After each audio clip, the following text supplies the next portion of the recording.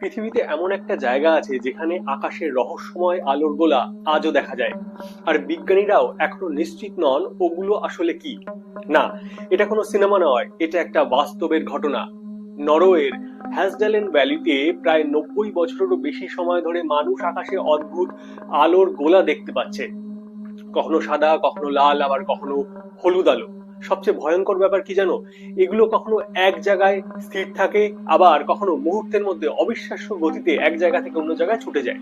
অনেকে ভেবেছিল এগুলো শুধুই গুজব, কিন্তু তারপর বিজ্ঞানীরা সেখানে ক্যামেরা, র্যাডার, সেন্সর সবকিছু বসিয়ে গবেষণা শুরু করেন।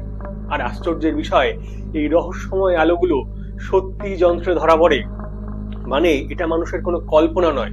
তাহলে এগুলো কি? এখনো পর্যন্ত কয়েকটা তত্ত্ব সামনে এসেছে।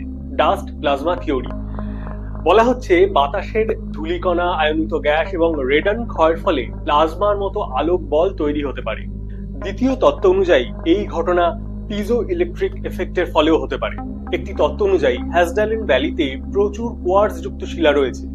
ধারণা করা হয় মাটির ভেতরে টেকটনিক চাপ বা শিলার উপর যান্ত্রিক চাপ পড়লে কোয়ার্টজ থেকে বৈদ্যুতিক চার্জ তৈরি হতে পারে, আর সেই চার্জ বাতাসের গ্যাসকে আয়নিত করে উজ্জ্বল আলোর মতো কিছু সৃষ্টি করতে পারে। 3. Mining gas. এক্ষেত্রে এলাকার খনিজ গ্যাসের বিশেষ রাসায়নিক বিক্রিয়া থেকেও এই আলো তৈরি হওয়া সম্ভব। 4. ইউএফও তত্ত্ব।